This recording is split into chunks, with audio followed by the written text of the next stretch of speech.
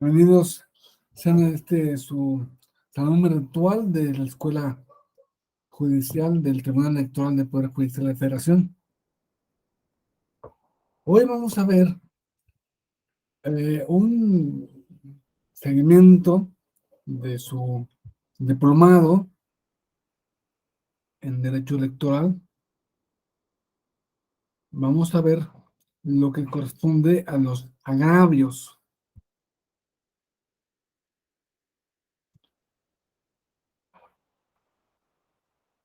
Vamos a hacer un análisis de agravios.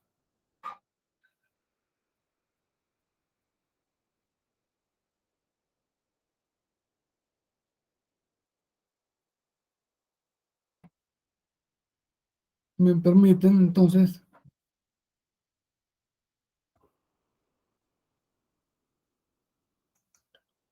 vamos a dar comienzo. Pero antes de hablar de los agravios, pues yo sé que,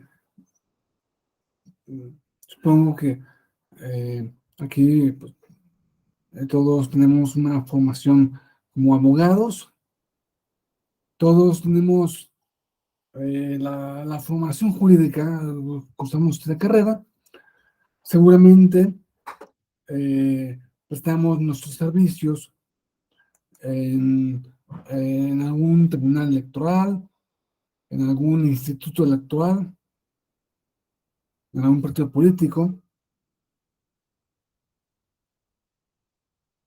en alguna instituto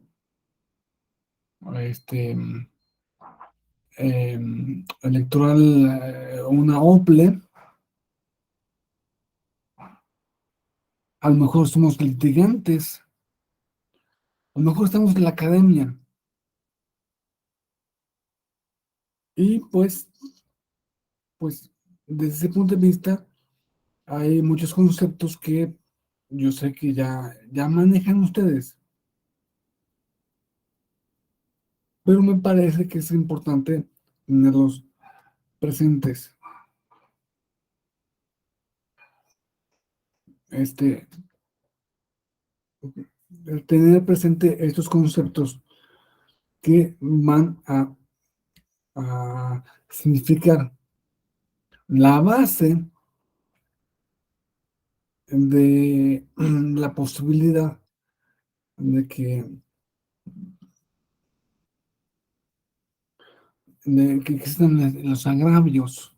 Los agravios entendidos como la parte más importante de una demanda, la parte fundamental o esencial, o la parte, el núcleo de una sentencia. El análisis, el análisis de agravios. Digamos que presenta la, el actor, los actores,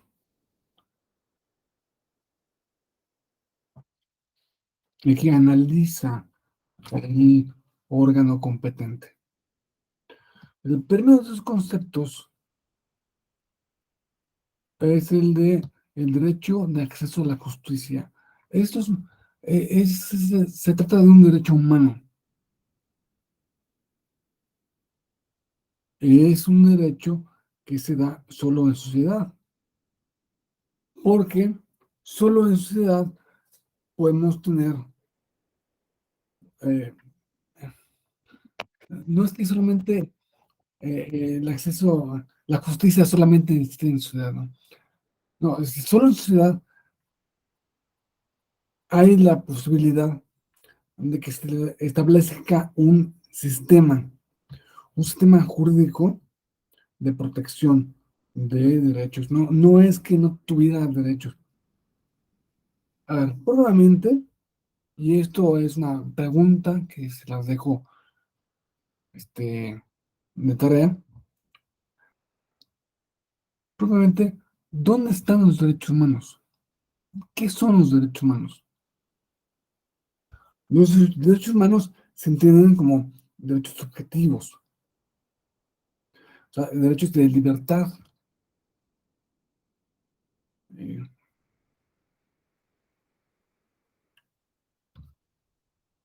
este, derechos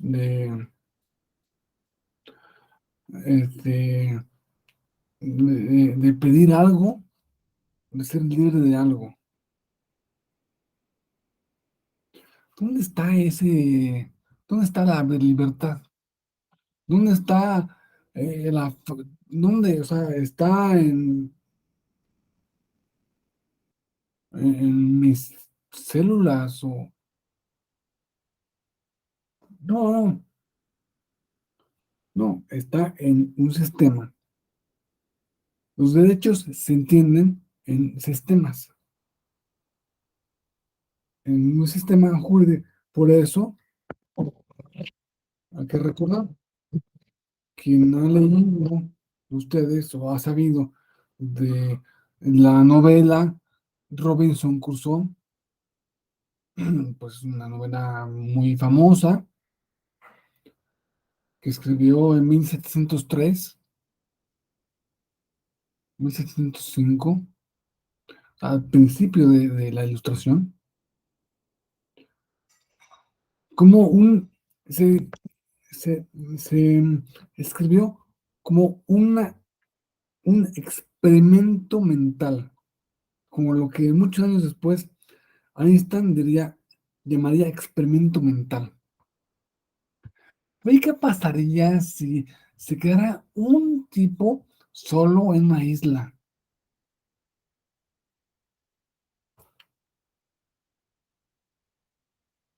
Bueno, lo que pasó, cómo se organizó, cómo organizó su vida, el tipo este Robinson,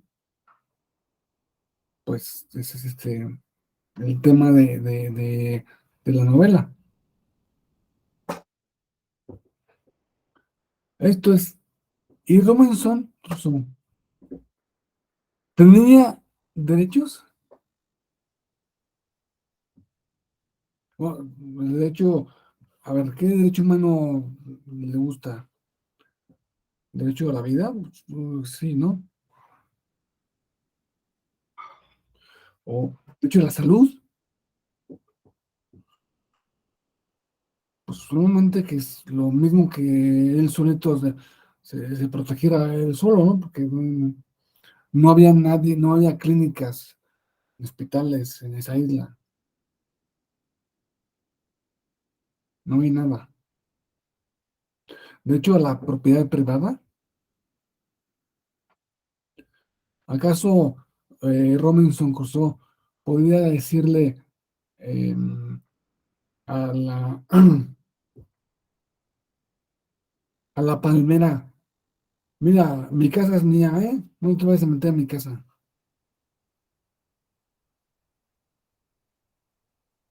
No, o sea, los derechos se dan, inclusive los derechos humanos, o más bien, sobre todo los derechos humanos, se dan en un ámbito de un sistema social. Por eso, el derecho a la justicia es un derecho que supone la existencia de un sistema que no creó nadie de nosotros, nadie del sistema es el único autor del sistema. Como ninguna de las tornillos de tu coche es autor de tu coche.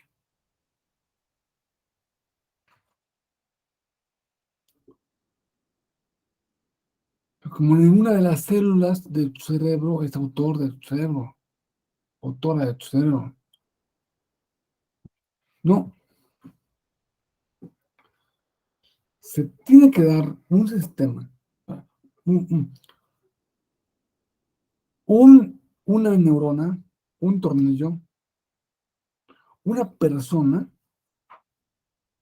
son partes de sistemas que no crearon ellos, ellas,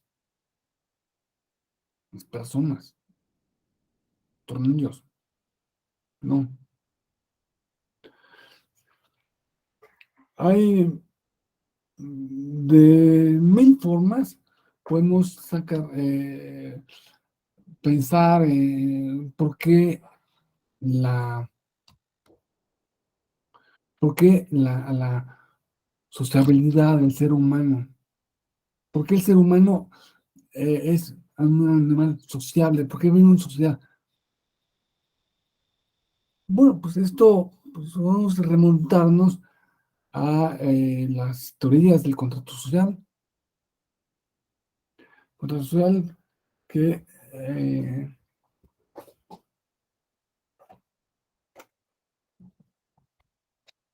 en principio, pues son una hipótesis, es una hipótesis más que una otra cosa,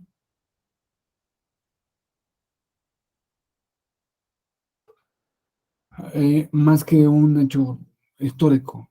O sea, no se dio en ningún momento en que las personas se unieran libre y conscientemente a firmar un contrato social en el que establecieran que no, no, no, es una hipótesis. Es más o menos como Robinson Crusoe, es un experimento mental.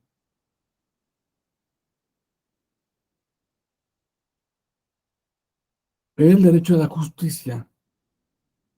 El acceso a la justicia tiene lugar en un sistema social humano, no muy, no muy antiguo.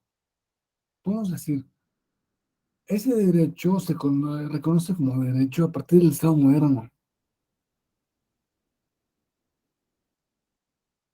El Estado moderno echó sobre sus hombros la responsabilidad de impartirle justicia a los miembros de la sociedad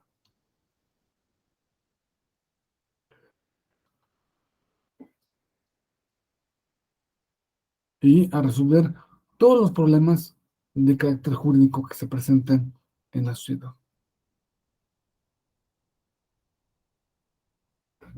El Estado no te garantiza resolver todos tus problemas de la vida, todos tus conflictos, ¿no? A lo mejor te peleas con tus hermanos porque mm, eh, unos dicen que son más elegantes que otros que son más nacos. Eso eso es fuente de pelea, pero eso no es una, no está en el ámbito de lo jurídico, a menos de que lleguen a golpes. Ahí sí. Lo protegido por el derecho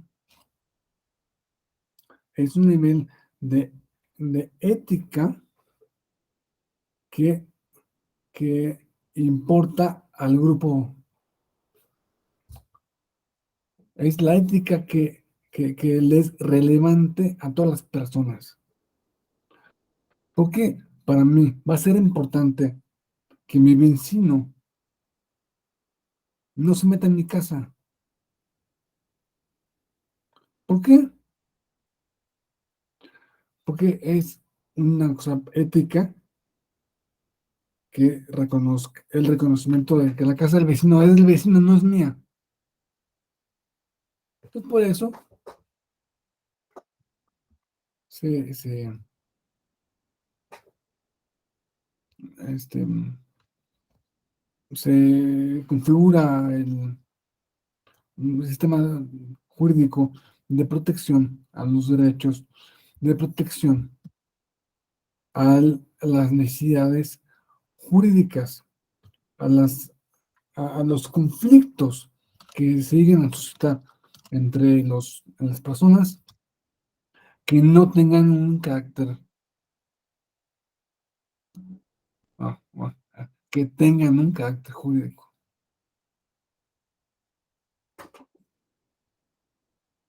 Esto es el sistema, porque pertenecemos a ese sistema, tenemos esta protección.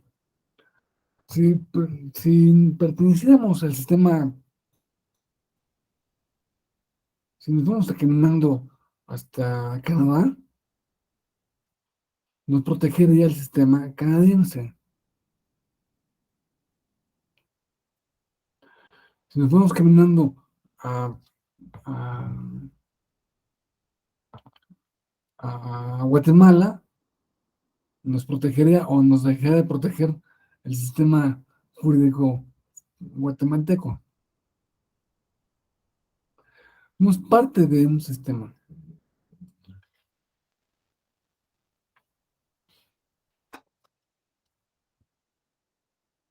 En México, ese derecho se, se consagra, la hermosa palabra, consagra, este sagrado, se consagra en el artículo 17 de la Constitución, cuando establece que una persona tiene derecho a que se le administre justicia por los tribunales. Y después, plazos, términos, pero el derecho fundamental es a que se le administre justicia. Ya si los plazos y términos y son más o menos, eso es circunstancial. Pero no es circunstancial que el hecho de que te administre justicia un tribunal tiene que ser de manera completa, pronta e imparcial. Eso es parte, o sea, eso acaba le da el último giro a la tuerca del derecho. Entonces tú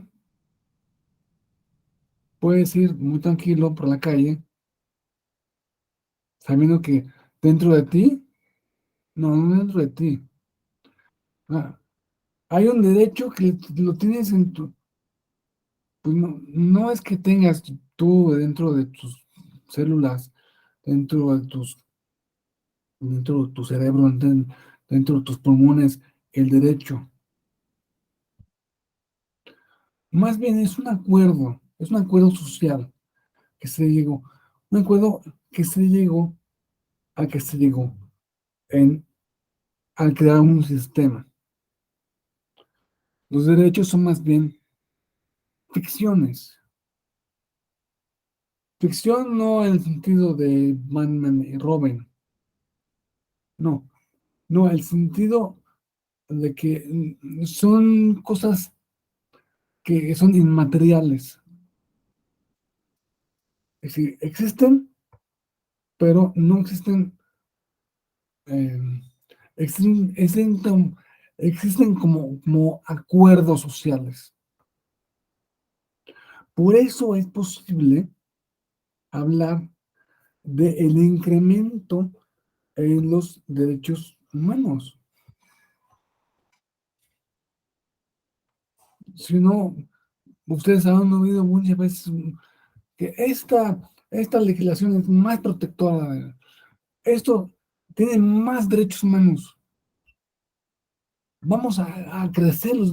Es como crecer los derechos humanos, ¿verdad? Es como que creciera otro brazo. No, no, no. Lo que puede crecer, lo que puede incrementarse es el acuerdo social. Y aquí la sociedad ahora va a decidir, decide que estamos todos de acuerdo que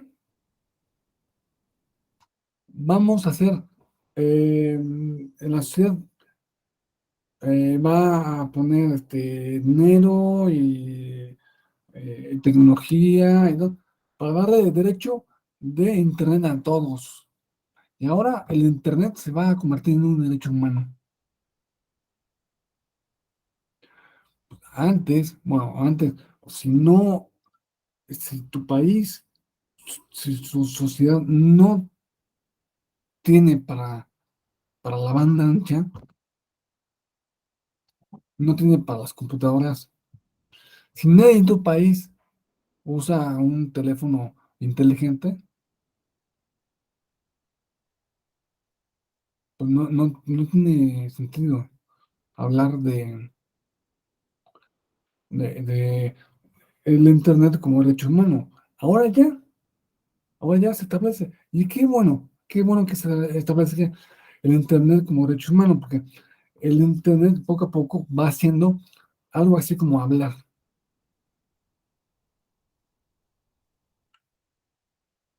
Entonces, bueno,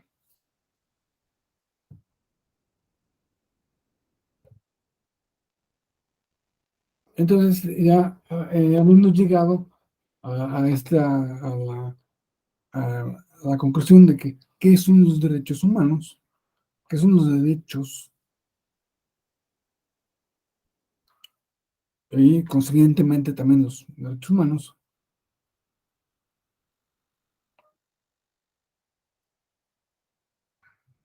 debemos decir que en ese sistema el derecho de acceso a la justicia es exigible. A ver, no es muy difícil.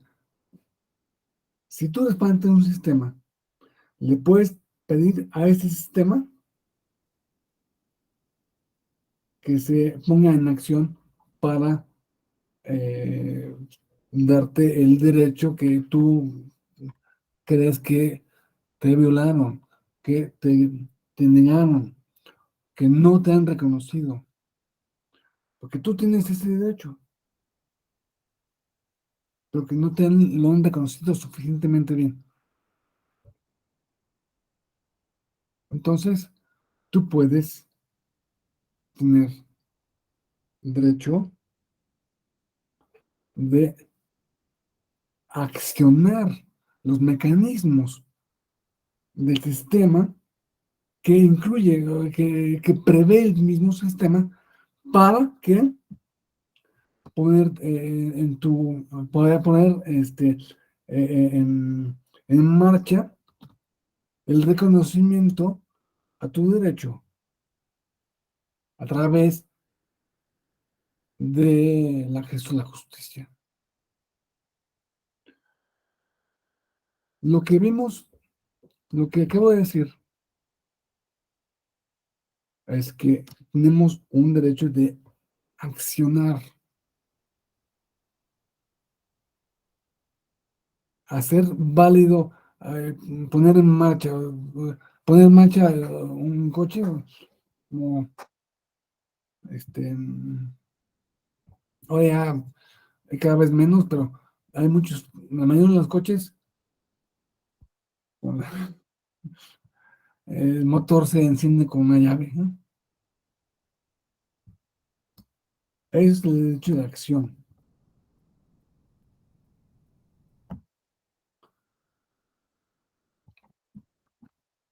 Y esto nos lleva directo a otro principio, es el principio de impugnación.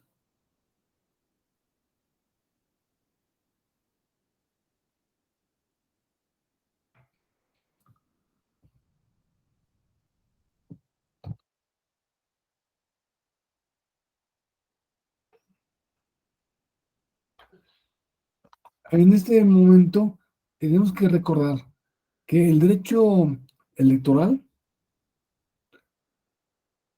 durante muchísimo tiempo fue una parte del derecho administrativo.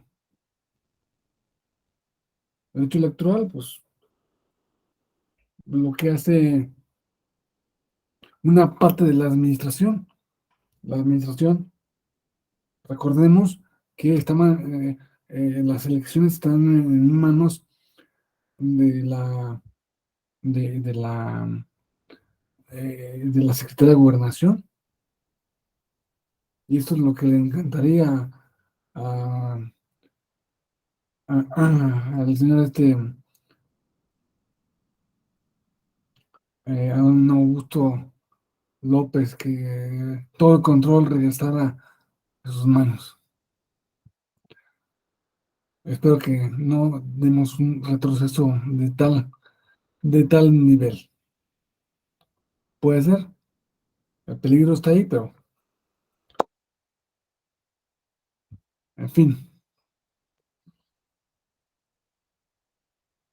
En todos los casos,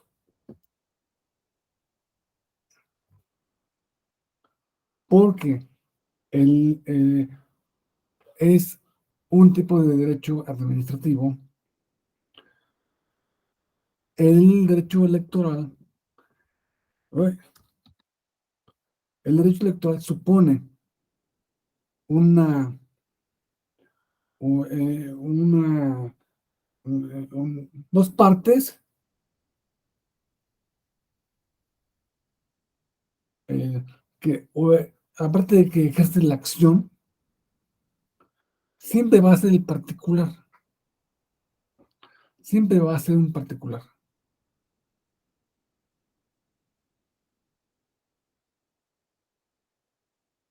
Y otra parte, siempre, en la parte em, demandada, siempre va a ser la autoridad. Entonces, el principio de impugnación supone la posibilidad de impugnar un acto de autoridad que pueda lesionar los intereses o derechos de las personas. Implica la existencia de algún recurso dirigido a que se enmienden los errores o vicios en que se haya incurrido. Es decir, este sistema jurídico supone que haya algo así, como recursos. Estamos hablando de dos cosas. Por un lado, en la parte institucional se requiere de, mm, de tribunales, de cortes, de juzgados, y por otra parte se requiere de leyes, legislación, que diga cómo van a funcionar esos tribunales, cortes y juzgados, cómo se van a poner en contacto los particulares con las cortes, con los tribunales. Tiene que haber algún principio legal que nos diga, alguna ley, diga, tú tienes derecho a esto, estos días, de esta manera, para proteger tal cosa, de tal manera. Estamos hablando que ese sistema incluye instituciones, incluye legislación. Por eso, si hay todo ese aparato, em, todo ese aparato institucional y jurídico para defenderse, esto viene de la mano de la posibilidad de que tú, como particular, hagas, hagas posible esa, esa impugnación, de que tú actúes, de que tú, ese es el principio de impugnación, es el principio sobre el cual tú vas a tener la posibilidad, por lo general no vas a querer llevarla a cabo porque este, a- eh, eh,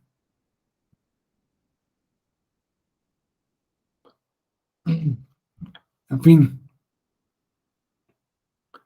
estar en cortes, estar en procesos judiciales, por lo general, pues le quita tiempo, por lo menos, pero pues tienes la posibilidad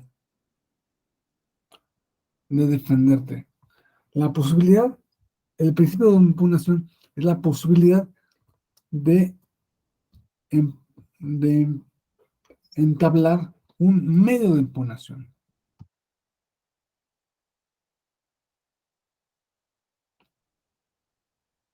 Los medios de impugnación sabemos que son los actos procesales dirigidos a obtener un nuevo examen tal o limitado de el acto o resolución de esa autoridad. Recordemos que siempre es autoridad que el actor, en particular, estima que no está pegado a derecho en el fondo o la forma.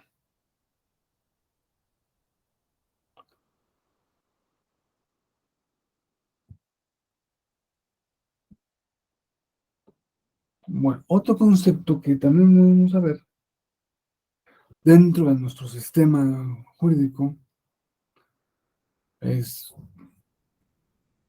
el que nos lleva es la conclusión de lo que deseamos, es decir, la resolución.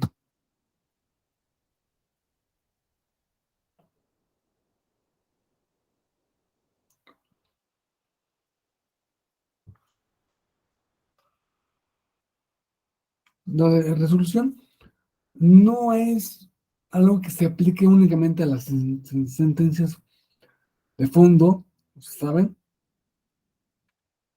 Sino pues ante las sentencias interlocutorias,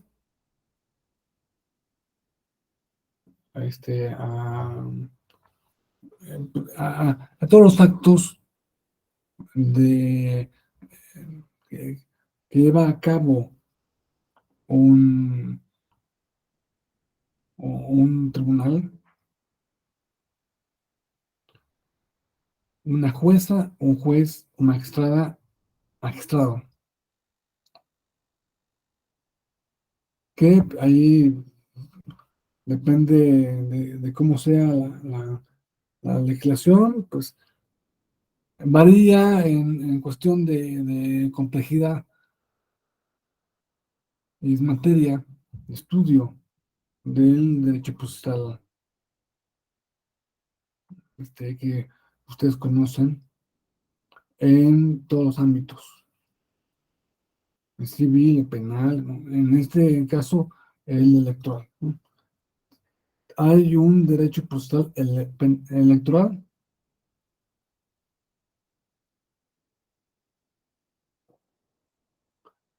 que tiene como parte culminante de de las actuaciones judiciales en la resolución judicial. Bueno, aquí vamos a ver qué partes intervienen en el juicio. Siempre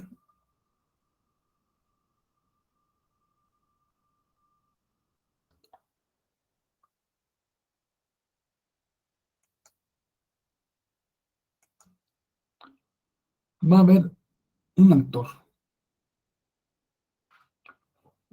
Esto es imprescindible, porque si no hay actor, pues no, pues, para pelear se necesitan dos, si solo hay uno, pues no hay pelea.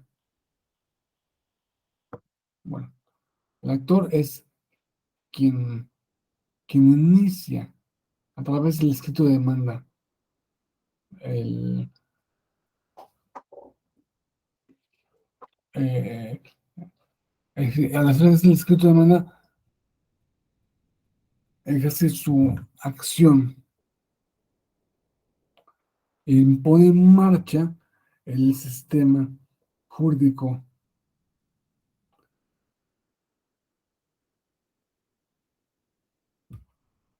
siempre también contra una autoridad responsable. El derecho electoral, lo que voy a decir, es, proviene del derecho administrativo. Los conflictos siempre van a ser entre un particular y la autoridad.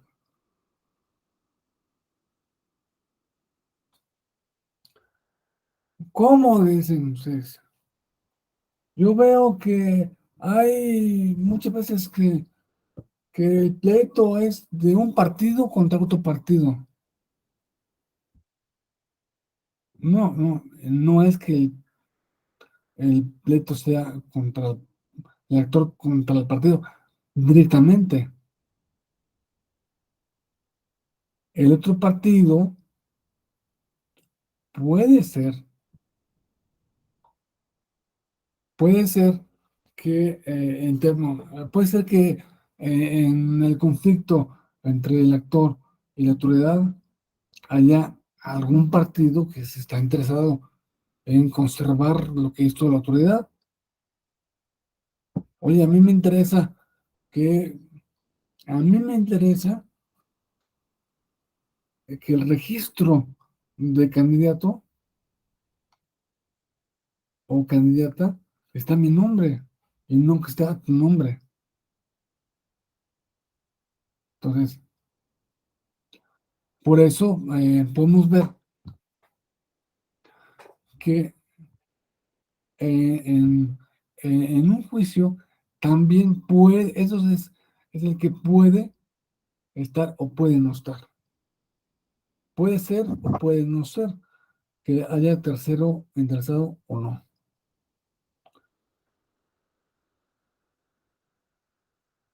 Aquí faltan,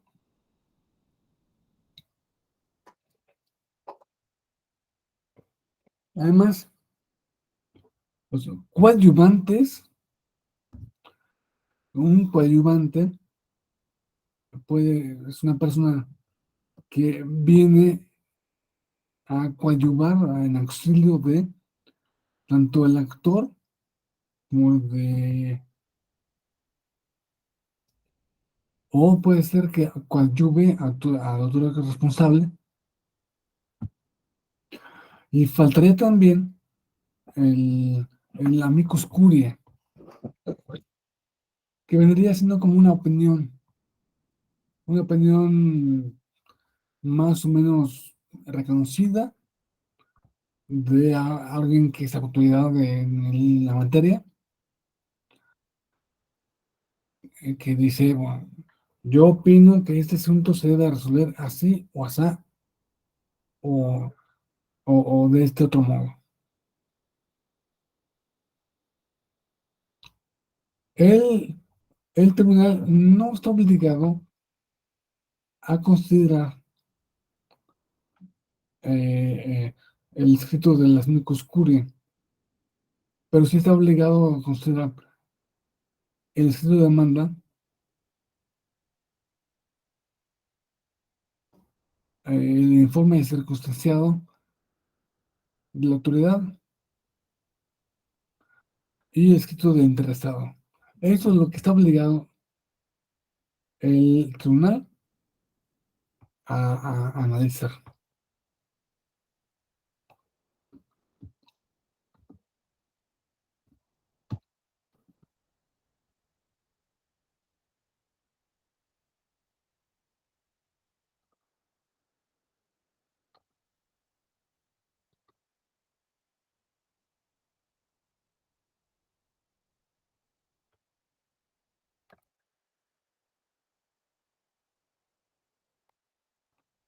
Ok, no, no hay un problema.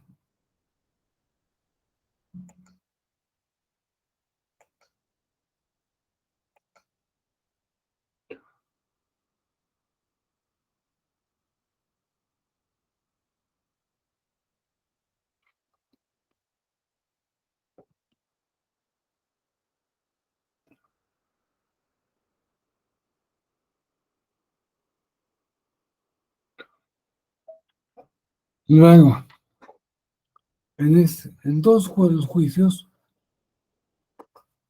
Es importantísimo que el responsable identifique cuál es el problema, cuál es la pretensión, cuál es la litis.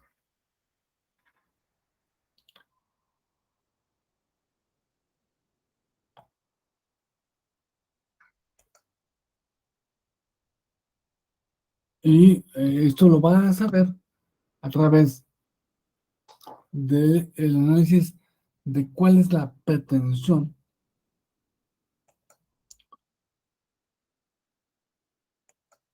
qué es lo que dice que quiere, o sea, qué es lo que el actor dice que quiere,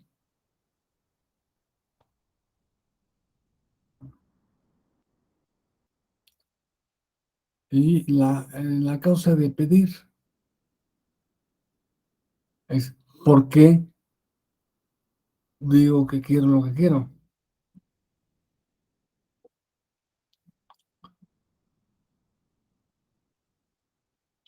De razones de hecho y de razones de derecho, que incluyen razones de hecho y de derecho. Con todos estos elementos, el, el tribunal va a precisar las leyes.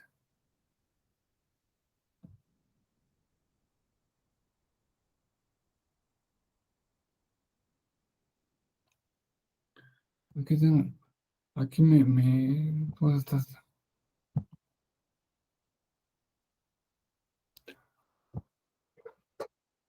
Va a llegar a... Es importante porque muchas veces lo que dice el actor que quiere realmente no es lo que en el fondo quiere. En el fondo quiere otra cosa. En el fondo está buscando eh, saltarse la ley por un lado, está buscando hacer tiempo. Bueno, el tribunal tiene que decidir qué es lo que realmente quieres.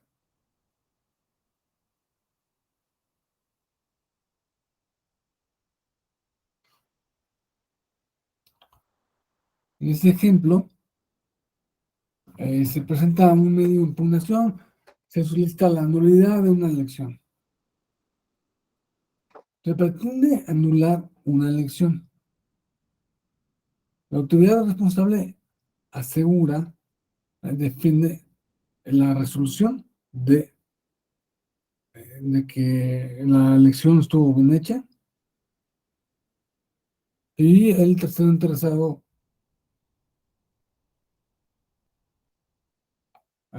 señala que lo que quiere es que lo mismo que la autoridad, es decir, este, asegurar que la elección fue bien hecha y sus resultados fueron correctos. Entonces, la litis tiene que decir, usualmente la sentencia, hay un capitulito que se llama precisión de la litis,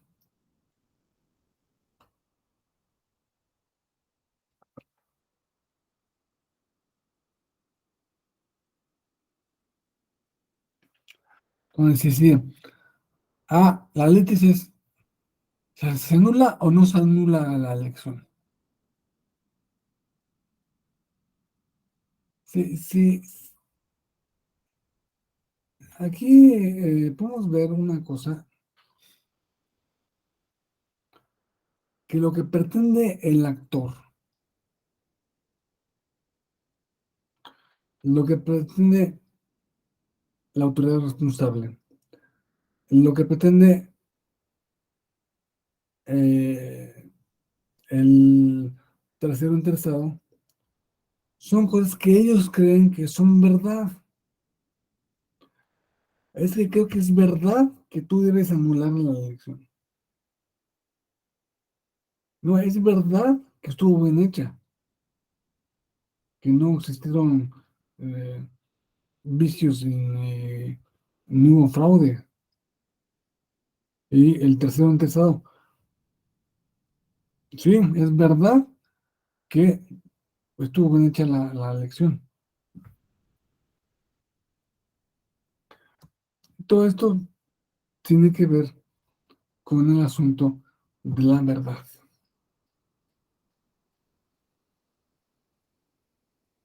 Es un tema larguísimo.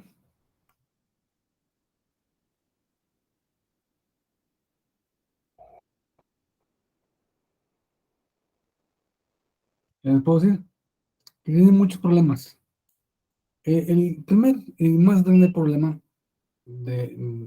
para analizar la verdad es que todos sabemos que es la verdad.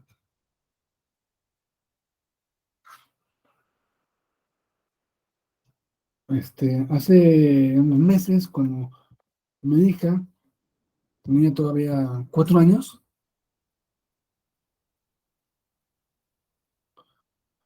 habló con mi hijo, que en ese momento tenía 7 años, y le decía, no, es que tú escondiste mi juguete. Y otro decía, no, yo no te escondí nada. Dime la verdad, dime la verdad. Esto se los cuento para indicar que un, una niña de 4 años ya sabe qué es la verdad, ya sabe qué es la verdad. Ese es el gran problema de la verdad, que todo el mundo sabe qué es la verdad. Todo el mundo cree saber qué es la verdad, cuando la verdad es algo a lo que podemos, sobre lo que podemos hablar horas y horas y horas.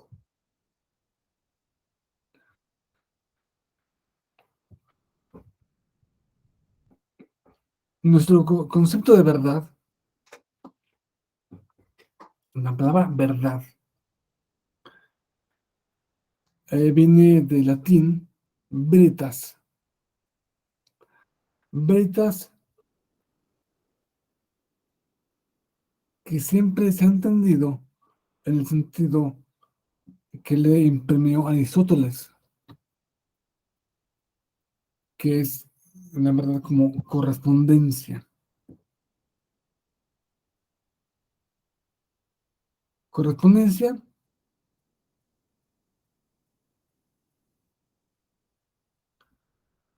entre la mente y la realidad.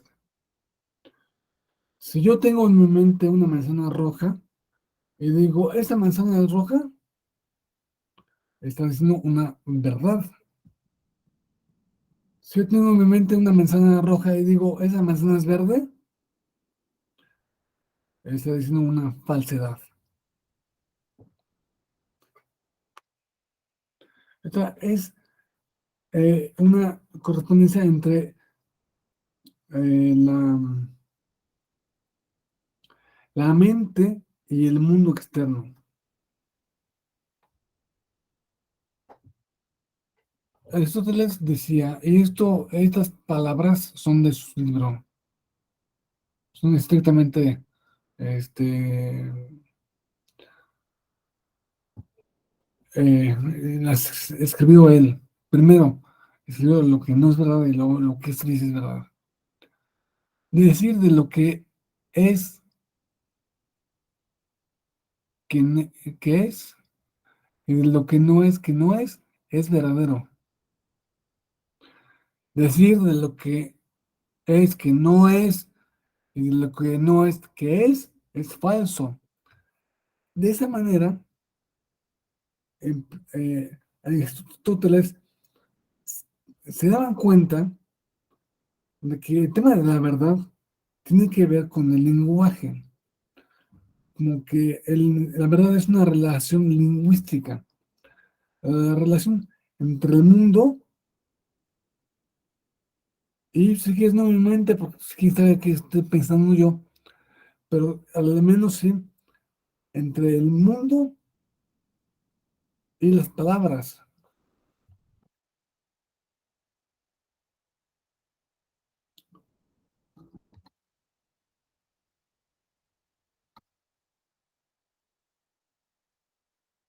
Yo veo una manzana roja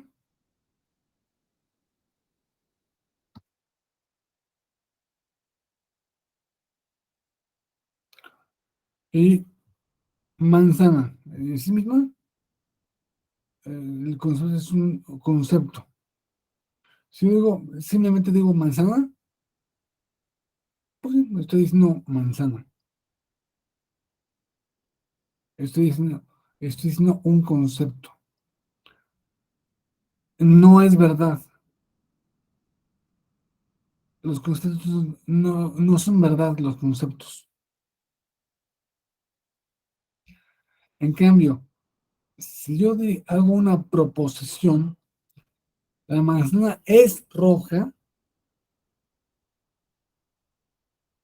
y al ser una proposición en justo lógico, esa sí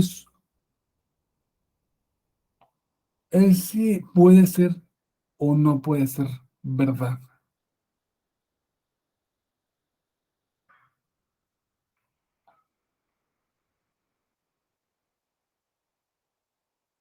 Si yo digo, fíjate, un concepto siempre no es verdad en sí mismo. Em, una proposición sí puede ser verdad. ¿Qué sigue? Un concepto es la proposición es un juego de conceptos. Luego viene el juego de proposiciones, que es el silogismo. A ver, todas las manzanas rojas tienen semillas. Esta manzana es roja, esta manzana tiene semillas.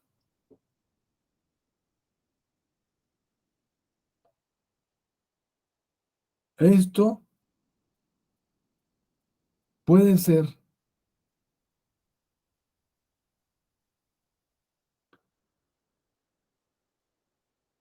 verdad. O sea, el silogismo en sí, el silogismo solo es verdadero en su conclusión.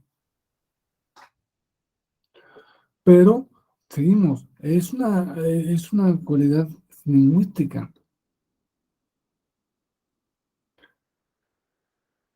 Entonces, se ha puesto muy en duda este concepto de verdad como relación entre el lenguaje y la realidad. Se ha puesto en duda por muchos motivos. Sobre todo, no se cree que esa relación sea exacta.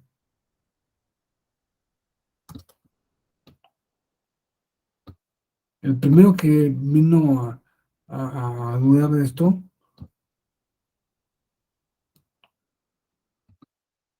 fue Nietzsche, que decía, la verdad, o sea, eso no es verdad. A decir que la manzana es roja no es verdad. Es una interpretación. Nietzsche traslada el concepto de verdad a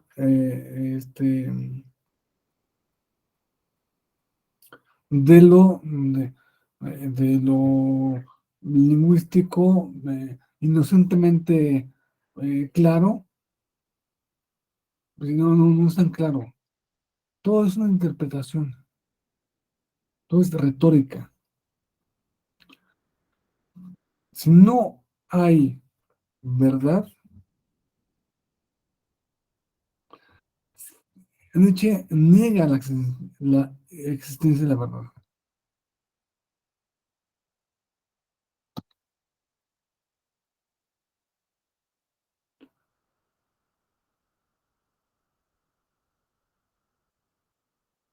Todo es retórica. Si no hay verdad, tampoco es mentira. Entonces, pues, dice, bueno, la verdad es la mentira más eficiente. Es una muy, antiintuitivo, ¿no? La verdad, en la mentira, la verdad es la mentira más eficiente.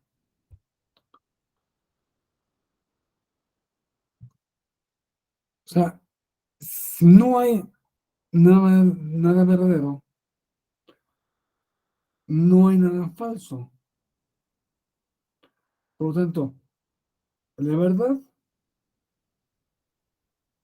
cuando dices la verdad es la mentira más eficiente, estás, según Nietzsche, estás diciendo un discurso, una interpretación,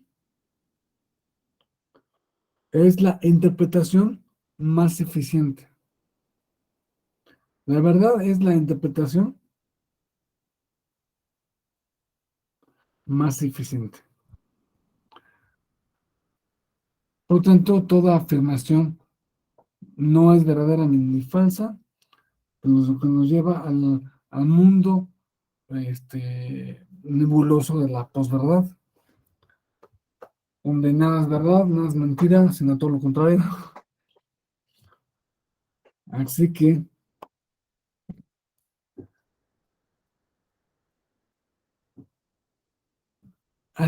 esta concepción nietzscheana es una concepción relativista.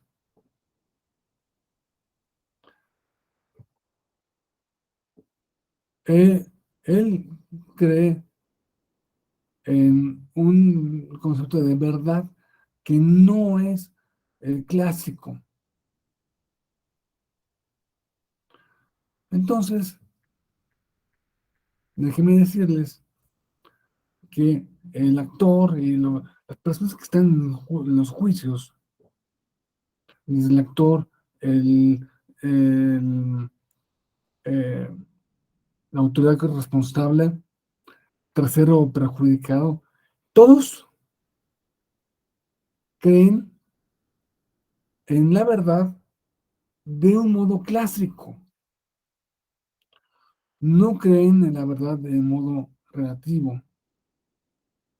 O sea, Nietzsche no, Nietzsche y la legión de mil personas que vinieron después Nietzsche, los postmodernos, no, no hacen, o sea, el derecho, al menos el derecho procesal, no se puede sustentar en las fases postmodernas de negación de la verdad. No, tenemos que aceptar la verdad. Es la verdad, así, decir que una cosa una cosa que es verdadero. Decir que una cosa que que no es falso. El mismo sentido que lo expresaba Aristóteles, quizá con algunas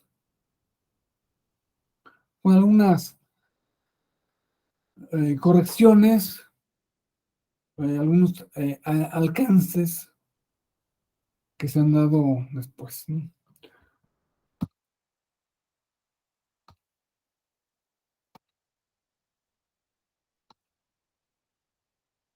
Pero vemos el carácter lingüístico, la verdad,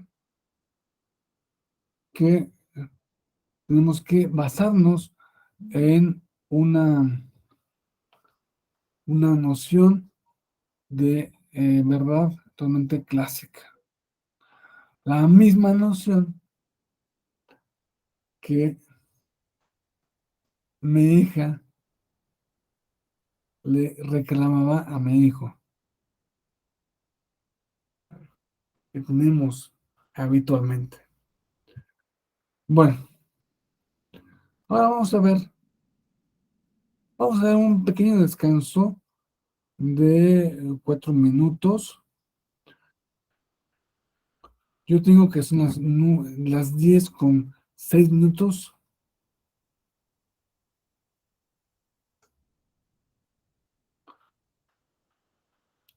Vamos a regresar aquí a las 10:10 para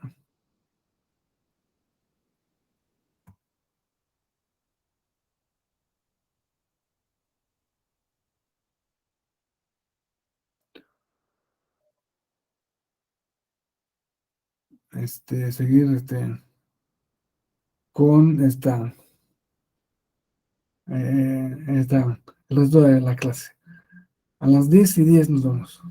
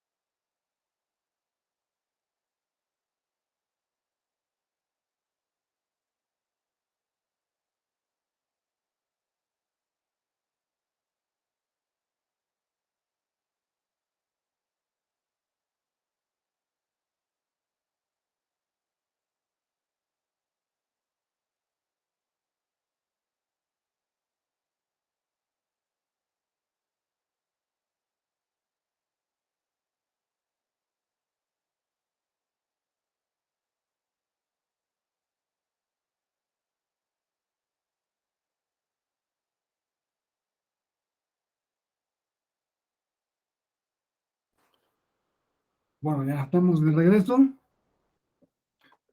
una vez más. Entonces,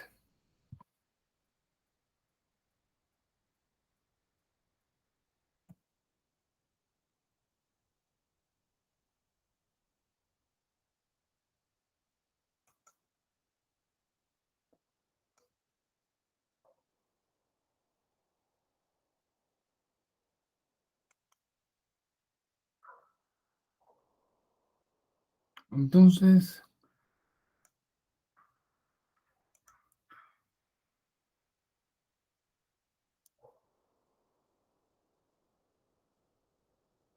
vamos a comenzar por una definición.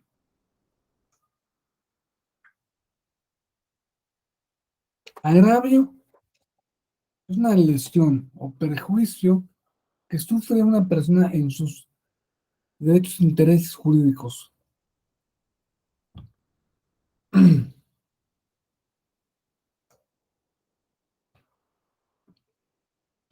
como consecuencia de la emisión de, o ejecución de un acto o resolución o por la realización de un procedimiento mandados todos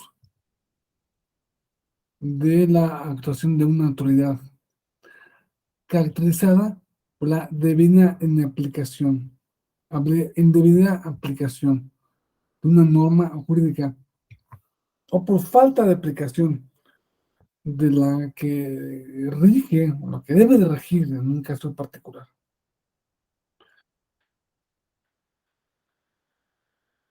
Pues es algo que pasa a todas las personas. Todas las personas tienen una esfera de derechos. Esa esfera de derechos puede verse afectada, lesionada, perjudicada por una autoridad. Entonces, a través de un acto o resolución, puede ser que eh, eh, el, el-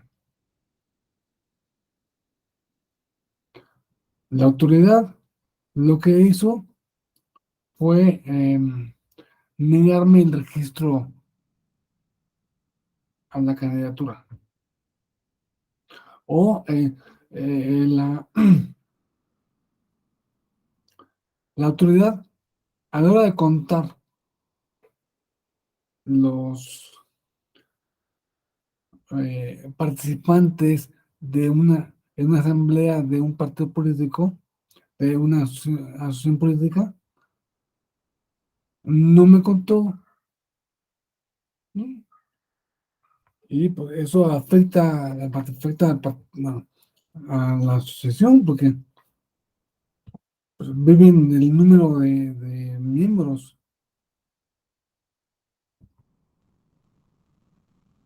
Entonces, si hay, si fueron a la asamblea 5,000, yo le presumo a la autoridad, oye, fueron 5,000, y la autoridad revista, no, en realidad fueron 3,000.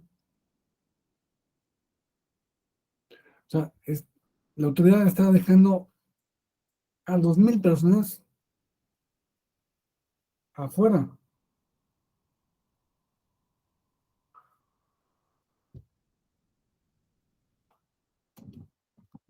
Puede ser, puede ser que pase. De hecho, pasó hace no mucho. eh, Me tocó estar cerca de ese asunto. Los asociaciones políticas que se quedan constituir como partidos políticos tenían que hacer cada una sus asambleas de simpatizantes o afiliados. Pero resulta que eh,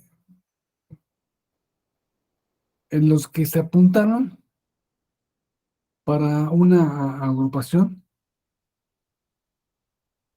fueron los mismos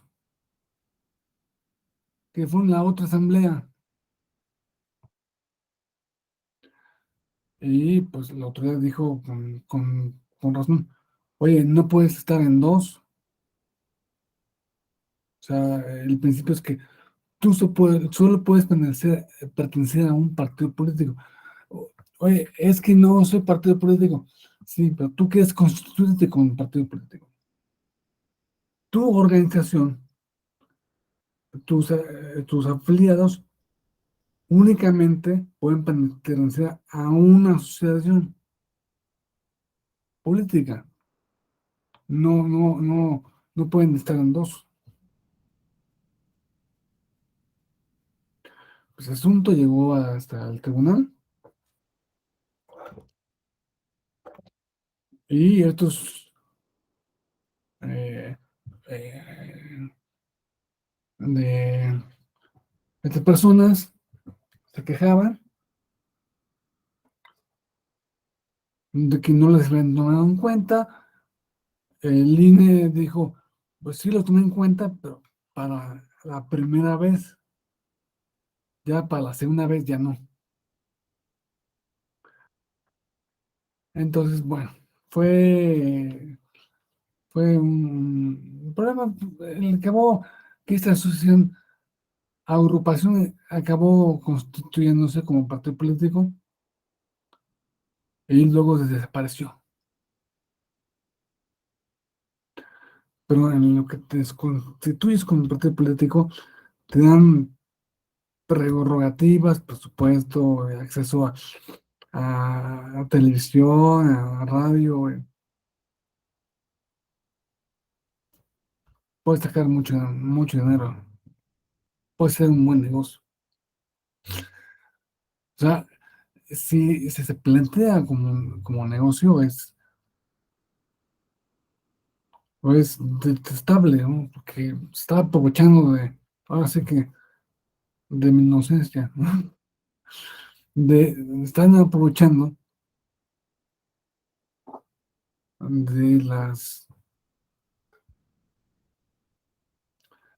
de todos los mexicanos que pagamos impuestos, con esos impuestos sufragamos los gastos de los partidos políticos.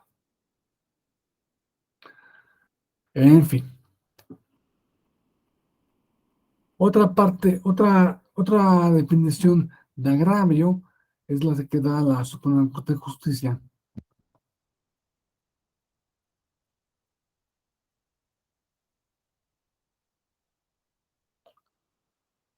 Y lo define como lo que se constituye por la manifestación de motivos de inconformidad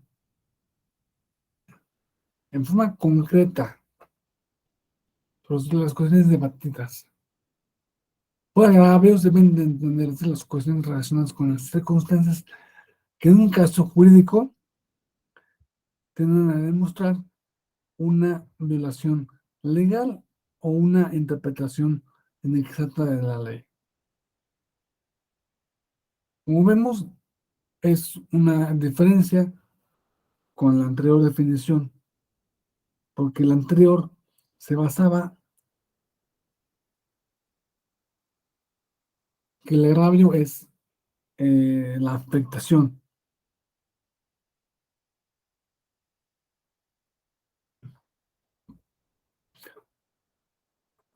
Aquí está hablando de agravio, no solo como afectación, sino como lo que se escribe en la demanda, la manifestación de motivos. Yo creo que lo que se hizo está mal por esto y esto y esto. Esto es un agravio. Me afectaron mis derechos por esto. El agravio no es solamente la afectación de derechos. El agravio es una cosa que es una figura eh, procesal,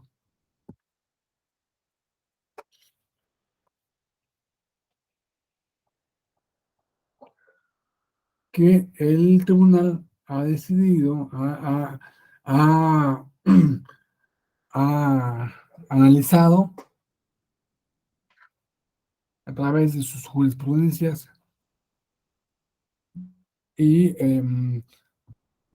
creo que viene muy al caso analizar cuál es la, no definición, pero no exactamente, pero esto es lo más cercano a una definición que da la jurisprudencia del tribunal. Agravios,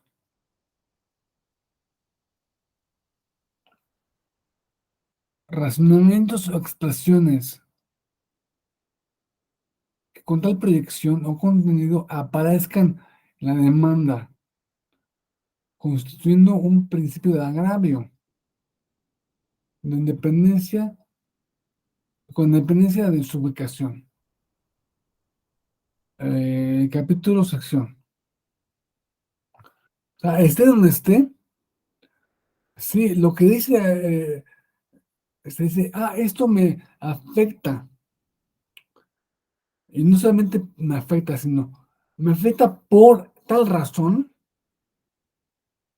es lo que se dice agravio. Se presenta como silogismo, mediante una fórmula deductiva o inductiva, inductiva, puesto que el principio de revisión constitucional electoral no es un procedimiento formulario o solemne. No hay una norma que diga, tiene que ser así la forma de escribir los agravios. No, basta con que escribas la causa de pedir,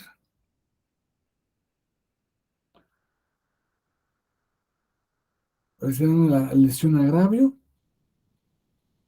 y los motivos que originan ese agravio para que se entienda, para que el tribunal entienda, aquí hay un agravio. Usualmente las demandas contienen un capítulo de agravios. Eso lo pueden ver ustedes si, si son litigantes, si trabajan en un tribunal, si, bueno, si trabajan con eh, todos los días eh, con expedientes, eh, en este caso electorales, pueden ver que así son los agravios. Ah, Hay, eventualmente, decía, un capítulo de agravios, pero puede ser que otro agravio no esté en ese capítulo, que esté antes o después, o que lo que está en ese capítulo no salga en un agravio, que lo que esté en ese capítulo sea más bien una consideración o una reflexión, una parte de los antecedentes. Aquí se supone que el aparato judicial, que no solo la jueza, el juez, la magistrada, el magistrado, sino todos los grupos de secretarios, secretarias, incluyendo a los demás, a los de las demás ponencias, porque ustedes saben que un asunto que se turna en la ponencia, la ponencia em, decide o formula un proyecto de sentencia, y ese proyecto de sentencia se lo pasa, se lo circula a las demás ponencias, de manera que un proyecto de sentencia ya es revisado por todos los, no todos los secretarios, pero por todas las ponencias. Todas las ponencias revisaron ese, ese proyecto de sentencia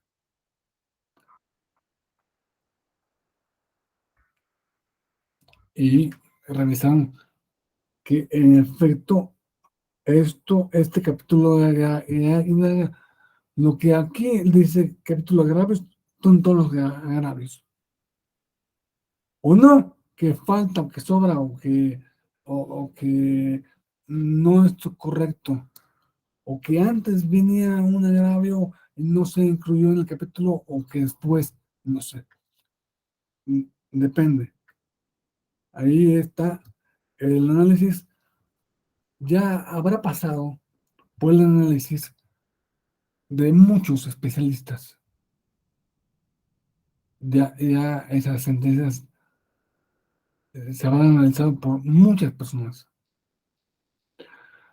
que no solo analizan la sentencia, sino que analizan también pues la demanda y todos los elementos y constancias que vienen en el expediente. O sea, todos los expedientes son analizados por todas las sentencias. Digo, no todos los secretarios conocen todas, todo, se reparten entre los secretarios, secretarias también.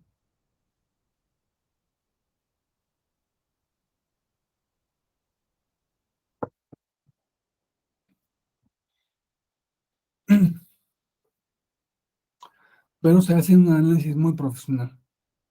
Yo se los puedo garantizar. Ustedes lo saben.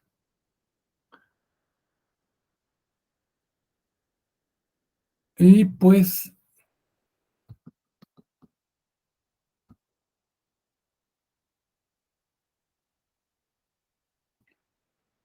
¿qué forma lógica tiene que tener un agravio?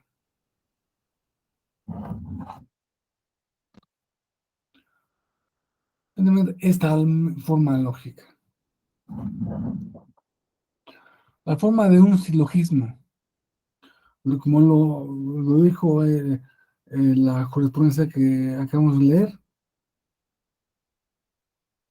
una premisa mayor, una norma. La norma es el artículo 14 de la Constitución, el artículo 225 de la LEGIPE, eh, el artículo 23 de la ley de la Convención Americana de Derechos Humanos.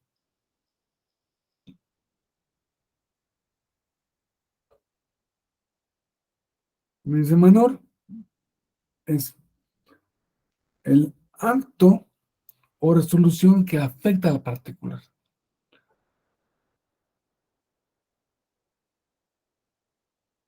A ver, yo digo, señalo que esta es la forma lógica, no la forma necesariamente en que se escribe, porque puede ser que se escriba primero lo que me afecta, o lo que afecta al particular, se escribe como premisa menor y se haga alusión a a esa premisa mayor, a esa norma que se ve vulnerada, pero siempre tiene que haber una conclusión, relaciones entre premisa mayor y menor.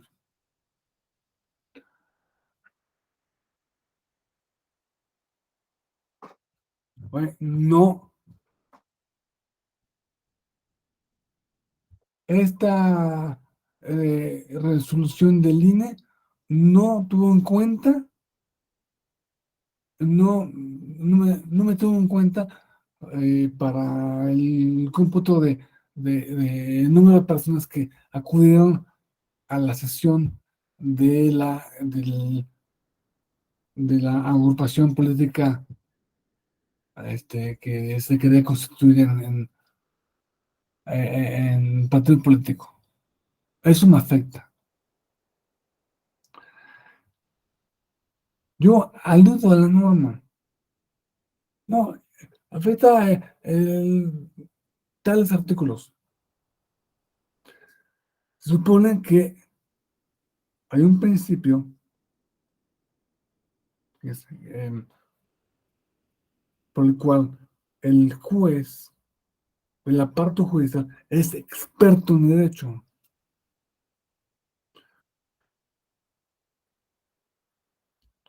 Y con ser tan expertos en derecho, basta con que le digas el artículo 25, ya él sabe cuál es el artículo 25, cuáles son las consecuencias, cuáles son los antecedentes, todo el artículo 25.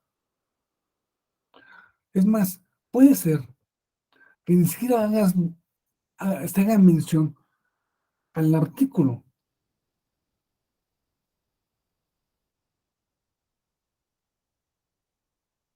Violaron mis derechos electorales. Los derechos electorales se supone que el tribunal es suficientemente experto en derecho para saber, esos derechos es, es el artículo 6 de la Constitución, el artículo 29.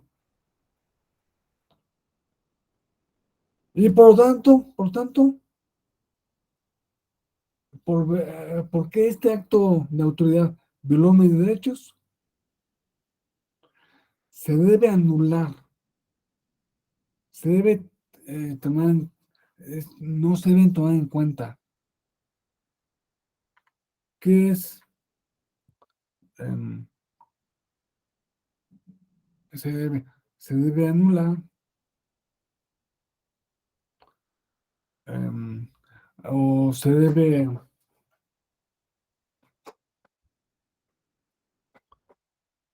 o se debe modificar la ley, o se debe incluir, o se debe modificar en la lista, o se debe modificar el registro. Esta puede ser la conclusión. Bueno, ya vimos la forma lógica que tienen los agravios.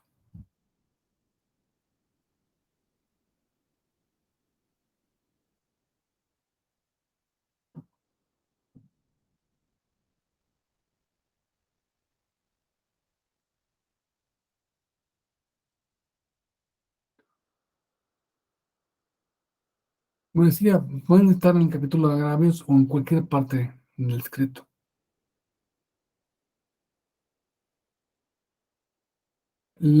Es muy importante eh, que independientemente de lo que esté escrito, se inter- el órgano pueda, después de leerlo, durante varias veces, dice, no, lo que quiere decir es esto. Le faltó la coma, le faltó el acento, pero lo que se quiso referir, dijo que es el, el Ople de Michoacán, pero que se quiso referir al Ople de Colima.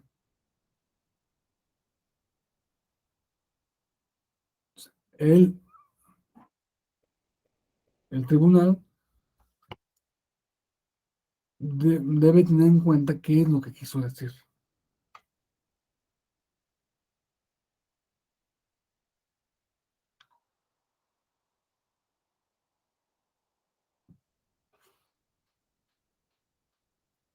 Bueno, esto es a pequeña escala, ¿no? si es una coma, pero es algo más serio. Aquí se interviene en lo que se conoce como el principio de la suplencia de la queja, que procede eh, en algunos medios de impugnación y en otros no. A ver, vamos a decir, la suplencia de la queja realmente procede en todos los medios de impugnación. No procede en los medios de impugnación que solo pueden impugnar los partidos políticos, porque se supone, la ley supone que los partidos políticos tienen abogados, tienen mucho dinero para pagar abogados y asesores, entonces no van a tener errores. Por eso no va a haber suplencia de la queja.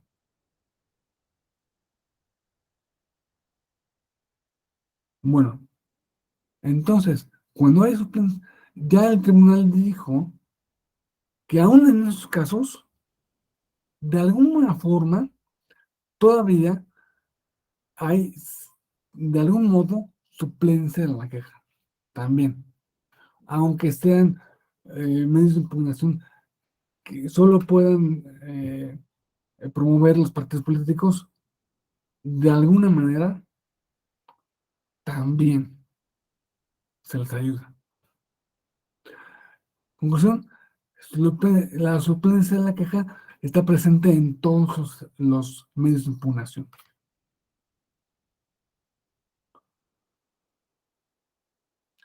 El órgano jurisdiccional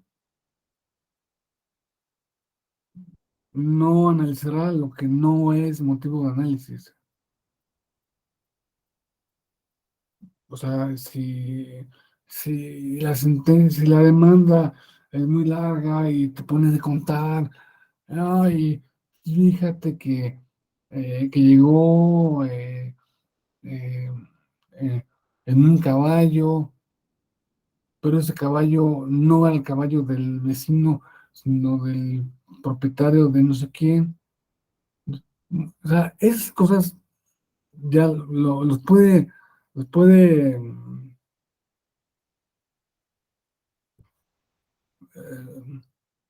puede omitirlas.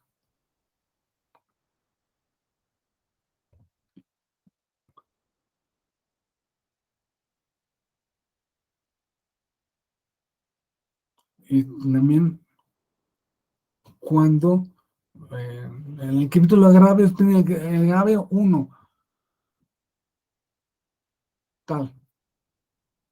Pero es que viene escrito muy farragosamente.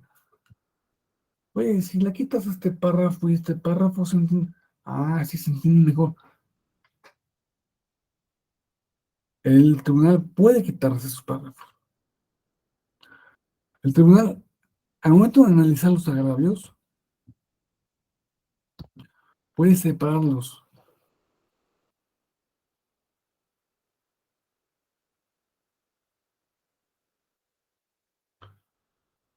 Porque en cada agravio debe expresarse de manera separada un motivo de inconformidad.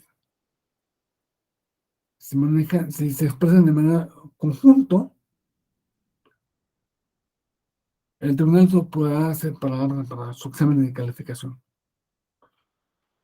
En este ejemplo, las castillas 5B y 5C, 6B y 6C, la instalación y el inicio de votación se llevan a cabo antes de las 8 horas del día de la jornada electoral. A la hora anterior, en tales caricias, la votación fue recibida por personas que no estaban autorizadas por ello. Oh, son dos quejas, ¿no? Me quejo de que en estas casillas les instalaron antes, no respetaron los horarios. Y en estas casillas la votación fue recibida por personas diferentes a las autorizadas. Son dos agravios distintos. Eso sí lo puede manejar, analizar de modo separado el tribunal, o lo debe hacer más bien.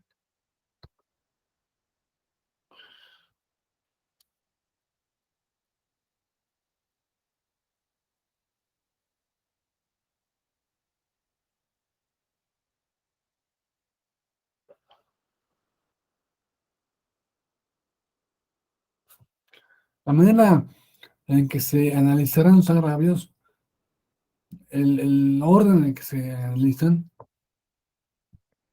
es, este, es libertad del juez. Está a su propia, lo puede analizar en el orden que sea, pero es conveniente analizar primero los que tengan relación con los presupuestos procesales y después los de fondo. Porque si tú analizas primero los de fondo, te puede llevar una semana analizando que si pasó en la casilla, eh, que realmente fue eh, eh, las personas que estuvieron ahí recibiendo la votación no eran, o si eran, o si eran, o no eran, te puede llevar mucho tiempo. Ok, ya decidí que no eran, o que sí eran. Pero este medio de impugnación no va, se tiene que rechazar, o se tiene, o tenemos que, habiéndolo admitido, se tiene que suceder. Primero, los presupuestos procesales. Dentro de los presupuestos procesales está la competencia del órgano. O sea, si yo soy competente o no. O sea, si tú me traes un asunto que solo puede resolver la sala, la sala Monterrey, y yo soy la sala Jalapa, pues no, aquí no es, vete para allá. Aquí no es, aquí no es, yo soy sala superior, pero aquí no es. Vete con el Instituto Electoral de Sinaloa.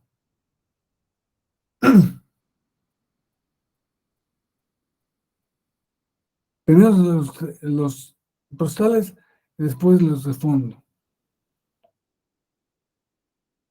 Son violaciones de la autoridad, es lo que hizo la autoridad, y realmente afecta al, a la esfera de derechos y obligaciones del, del particular. Dentro de estas, las primeras que se deben plantear son las de constitucionalidad y luego las de legalidad.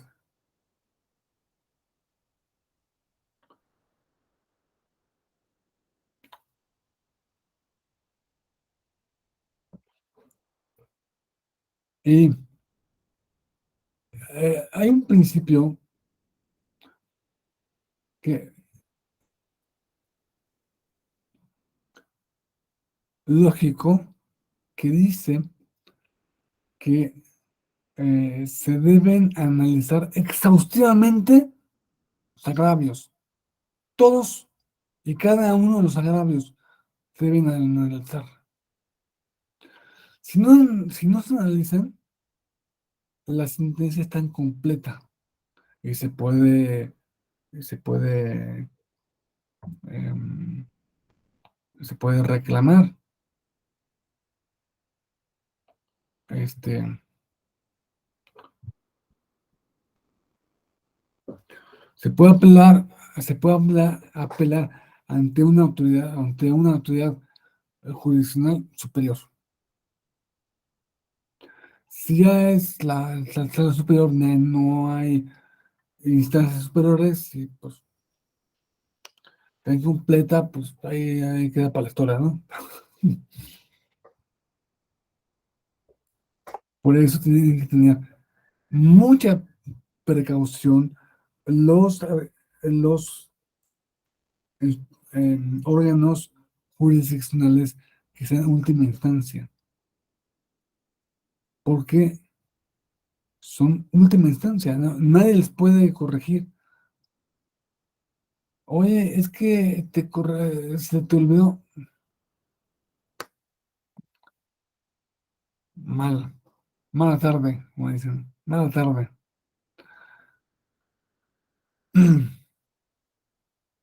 Pero este principio de exhaustividad en el análisis de agravios tiene una excepción. Sabiendo analizando un agravio,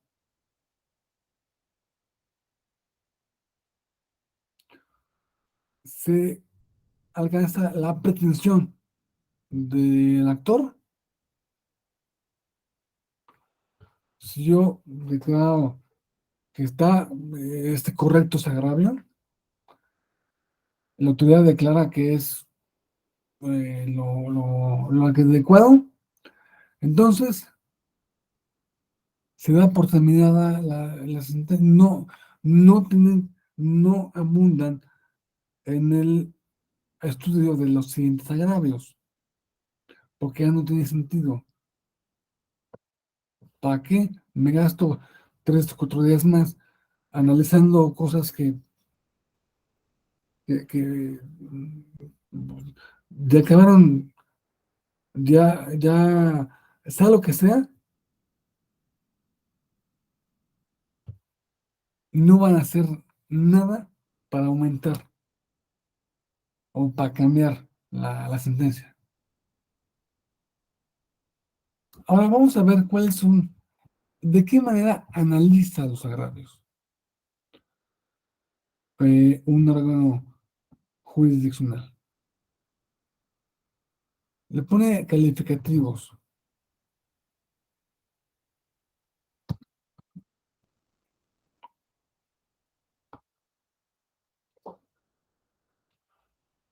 fundados, que cumplen los requisitos; impugnados, no cumplen con los requisitos. Ahora vamos a ver cuáles son los requisitos. Inoperantes,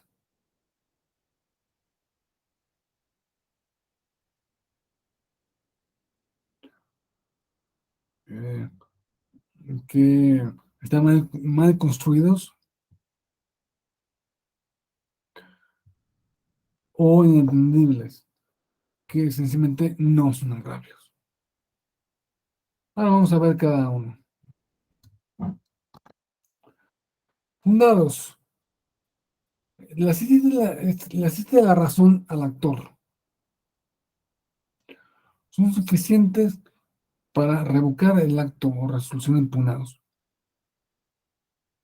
¿Cuáles son los requisitos? Ya vemos que tiene los agravios se deben eh, construir con la forma lógica de un silogismo. Entonces, los agravios fundados son los que mencionan la, la, la ley, la ley que afecta.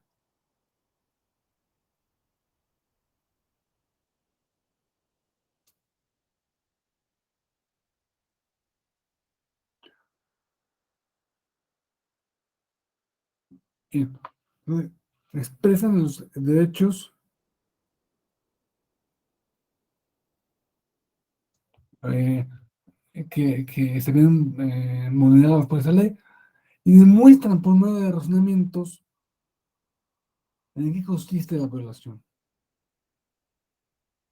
No son fundados, al revés, a esto que no les asiste la razón, porque no probó los hechos afirmados, es incorrecta su presión sobre los hechos, la aplicación, interpretación o integración de la norma en sus argumentos, o sobre la aplicabilidad de un criterio jurisprudencial. En el ejemplo, en un juicio de inconformidad, el actor impugna la nulidad de la votación recibida en varias casillas por diversas causales de nulidad.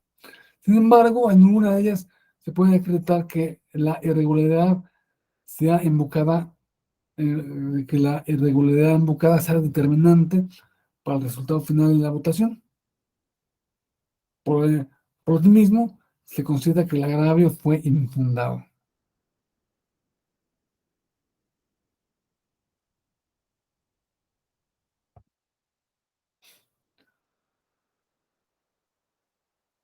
Ahora vamos a ver, ¿cuáles son los inoperantes?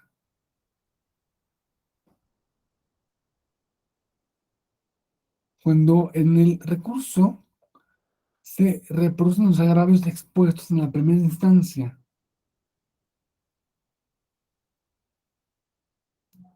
en vez de convertir las irregularidades que se cometió en la instancia impugnante. O sea, cuando tú vas a la segunda instancia,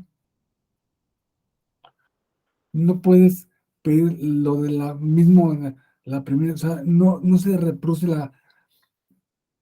no es una primera instancia, segunda parte, no.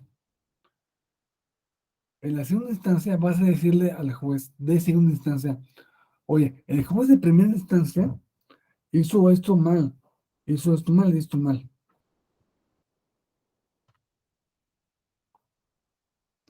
Entonces yo no puedo reproducir los agravios que presenté en la primera instancia, tal cual. Yo debo combatir qué es lo que hizo el, el,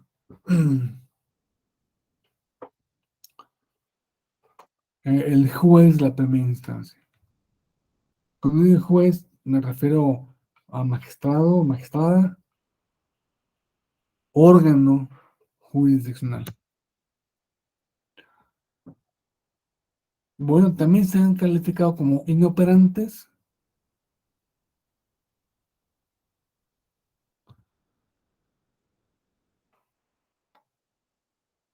cuando el impugnante omita expresar agravios indebidamente configurados, debidamente configurados,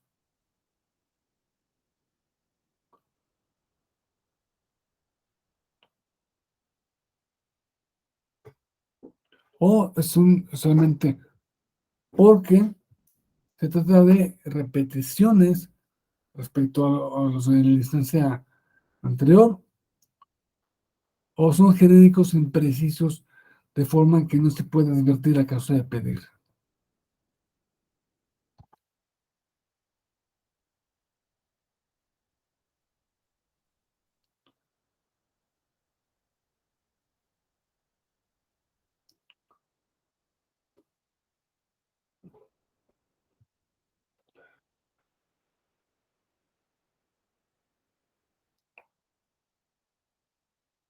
La consecuencia directa de la inoperancia de los agravios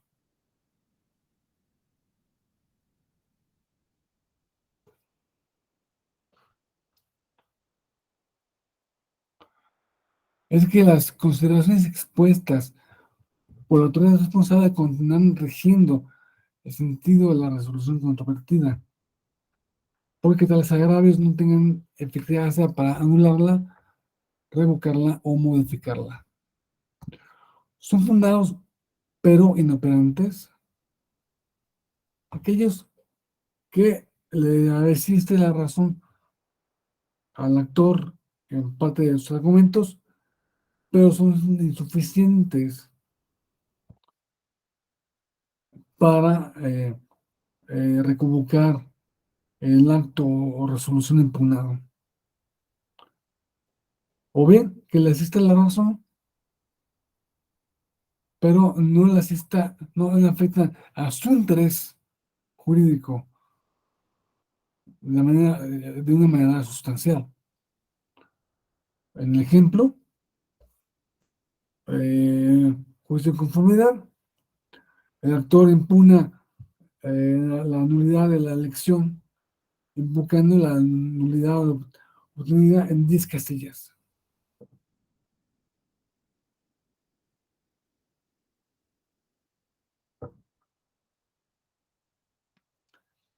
Si el tribunal anula 10 casillas, el agravio es fundado, pero no es suficiente para anular la elección porque la ley exige anular en el 20% y, y no es suficiente porque se anularía el 10%, faltaría el otros 10%, entonces es un agravio inoperante porque no es posible satisfacer la pretensión del actor, que es anular toda la elección, ¿no? Último, están los agravios inatendibles. Inatendibles porque simplemente no son agravios. Si el actor se queja de una castilla que no se instaló, yo vengo a pedir la nulidad de la castilla 5H.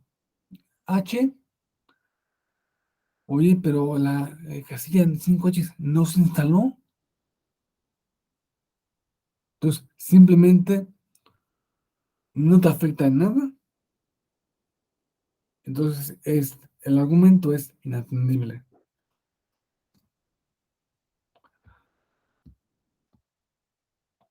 Por último, esto ya de alguna manera ya lo habíamos visto sobre la agrupación de los agravios.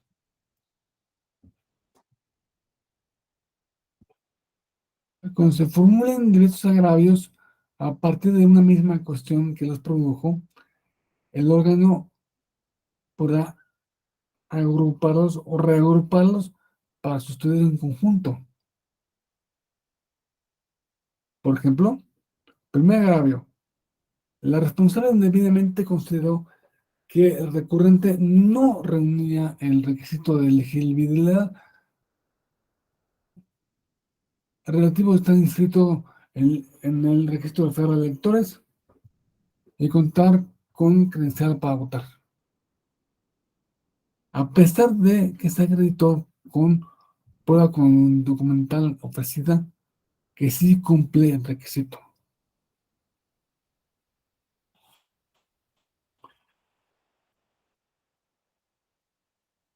Cuarto agravio. La responsable, al evaluar la prueba documental que acreditaba el requisito de elegibilidad, interpretó incorrectamente el artículo de la ley en la materia, que establece reglas para la valoración de la mencionada probanza. O sea, podemos ver que son dos agravios relacionados, pero este se pone como primero y este se pone como cuarto. El órgano competente tiene una gran libertad al momento de analizar los agravios para decir de qué manera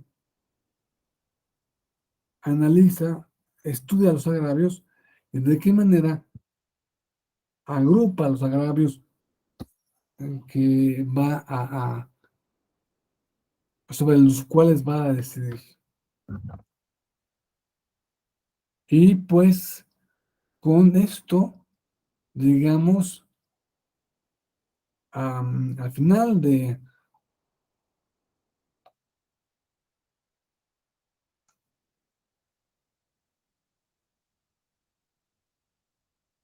al final de esta exposición van a ver con la constitución de profesor, no me acuerdo si es Vado o si es Raúl, van a ver lo que se refiere a las sentencias, al modo de construir sentencias, y que es un, una cosa muy interesante que espero que les sirva mucho para el resto de su vida profesional. Muchas gracias y me dio mucho gusto estar con ustedes. Pues muchas gracias, Isabel.